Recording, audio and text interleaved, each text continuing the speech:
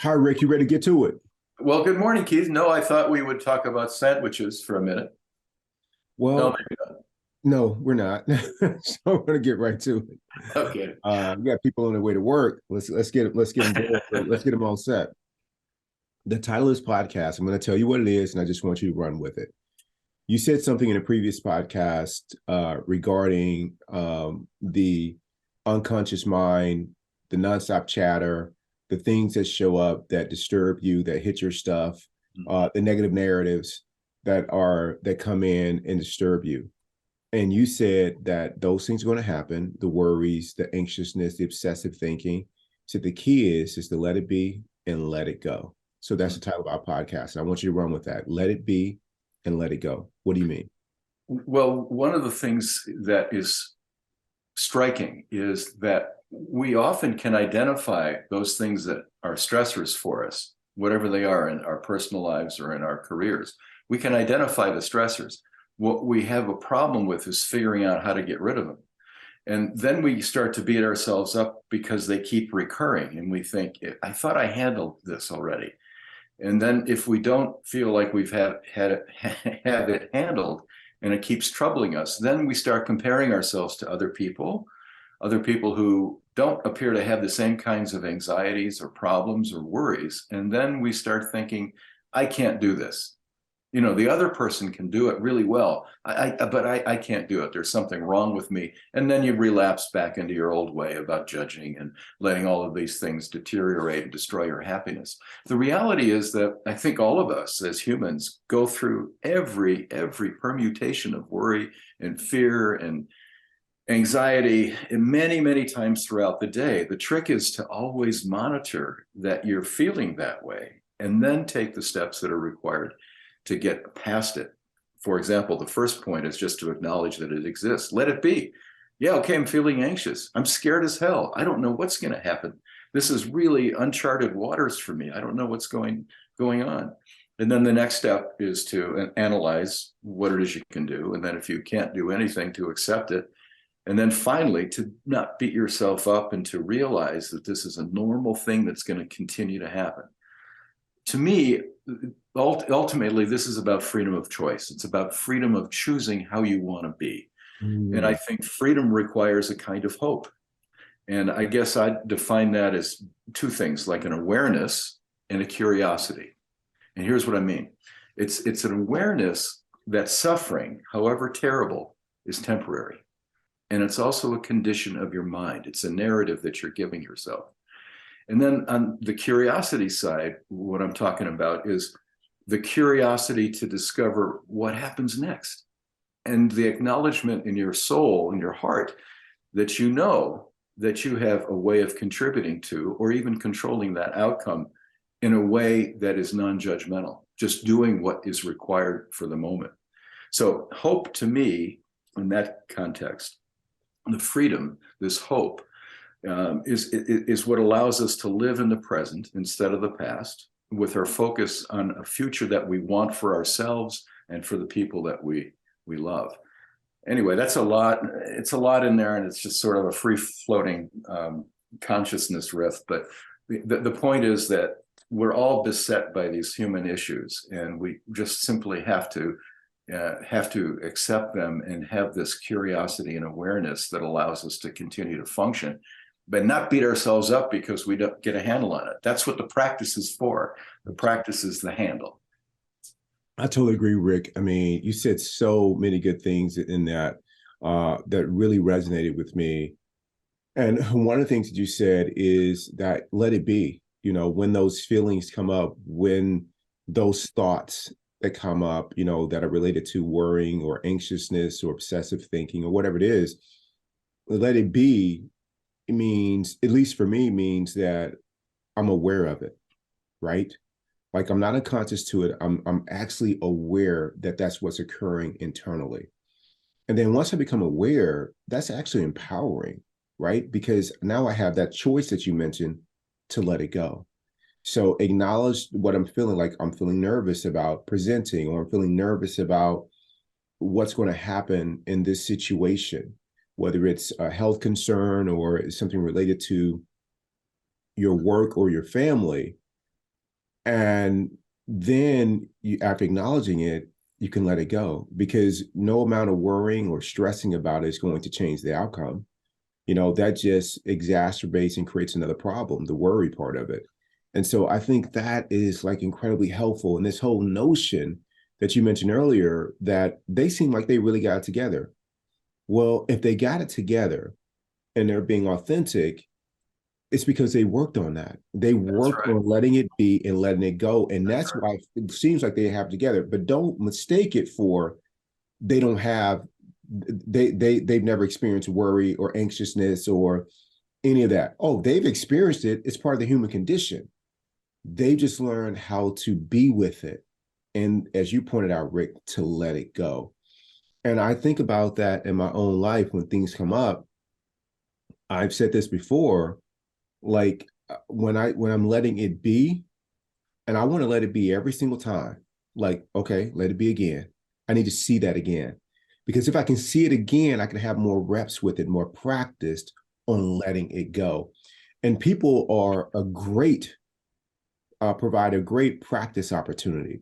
So if there's someone who you don't like, your boss or the person you report to, or the people you work with, the way that most people do is they got to go. They need to change.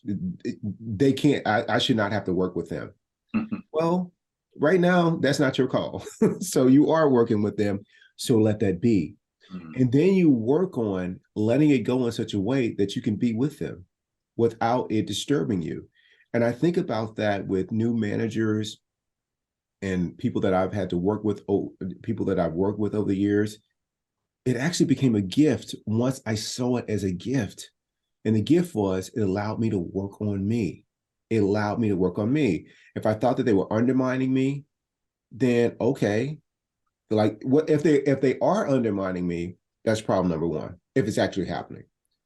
Me worrying about it and being so preoccupied with it creates problem number two. That's it. I believe in one problem is enough. And so then I learned how to work with myself with it. And before you know it, their behavior doesn't even bother me. Yeah. And because I've let it go. I've let it go and I've worked on that.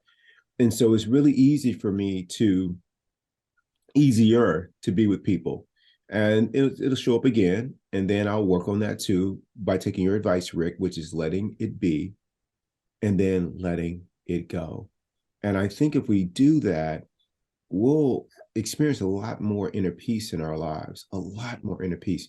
We have some leaders at Mayo Clinic that have recently accepted some very high leadership, senior leadership positions. And I can see the uncertainty and the struggle with it. And what I think they fail to kind of get is that they've achieved a lot in their lives. And each one of those remarkable achievements, there was some struggle involved. But you forget about the struggle. You do. You think that when you get into this new thing, that it's supposed to just flow. It's a new thing. It's not just going to flow. There's struggle involved in the new thing. That's right. Now, where there's suffering involved, that's up to you. As you mentioned, Rick, that's something that you create for yourself. But the struggle for anything new that you've had no experience in, that's part of the learning part of it. So you need to be with that. You need to ride that out as you continue to work on it. And then with practice, there becomes flow state and there becomes mastery. So these people are really remarkable, incredible people that I hope stay in the leadership position. I think the key to them doing it and doing it in a way that doesn't affect their well-being is that they work on letting it be, understanding that this is part of the process of everything they've achieved in their lives. This has been part of the process, remembering that, and then letting it go. Anything you want to add, Rick? Well, Keith, that's really well said. I think that you couldn't say it any better than that. The idea is that the stimulus, the external stimulus, just changes colors, or velocity, but it never ends. I'm an old guy. Never I, is. I've had thousands and thousands and thousands of these hits, and I still have the same suffering when I let myself suffer. But I want to just say one little footnote in closing, and that is that all of these podcasts, I think, are really trying to focus on discovering who we really are by looking inward. Who are we really? And only we can answer that in ourselves. It's not what happens to us that matters most. It's what we do with our experiences. So if we're able to learn from the experience, but if we're also able to analyze and be with that experience, and then let go of whatever it was that you think was negative about it, there's so much growth in that, and so much more happiness than suffering. And, I guess the idea behind looking inward to me is the notion that, you really can't heal something that you don't feel, that you don't acknowledge. And so if you have a daily practice of checking in on your feelings, and I try to do it at a neutral time, for example, when I'm sitting down, or when I'm about to go to sleep, or waiting for a meal, or whenever I've got a free moment, not in the traffic, just take a few deep breaths, and ask yourself, what am I feeling right now? What is going on with me? Can scan your body, look for signs of tightness and sources of pain, and see if you can just name what it is that you're going through, and try to put a spin on it or an understanding for it, so that you're aware of what the feelings are. Sometimes I think when we're in a cerebral profession like medicine or law, our feelings are like second-class citizens. We don't like to think about them because they really shouldn't control the drive or the effort. But the reality is they're there. The feelings, as much as rational behavior, is there. So by becoming more aware of our feelings, I think we can be in the driver's seat of life. So anyway, that gets back to the idea of not letting go without context. You first have to examine it. You have to let it be, look at the feeling, and then you're in a position where you can let it go, I think. I don't know, Keith, that's just... No, you're spot on. It's, everybody's different. Everybody's got to solve these things in their own way, or I shouldn't say solve, they never end, but to manage them, right? It's like a chronic disease, being a human being. Yes. Being a human being. Awesome, Rick. Hey, I love you, Rick. Thank you so much. I love you, Keith. We'll see you next time. I'll see you next time.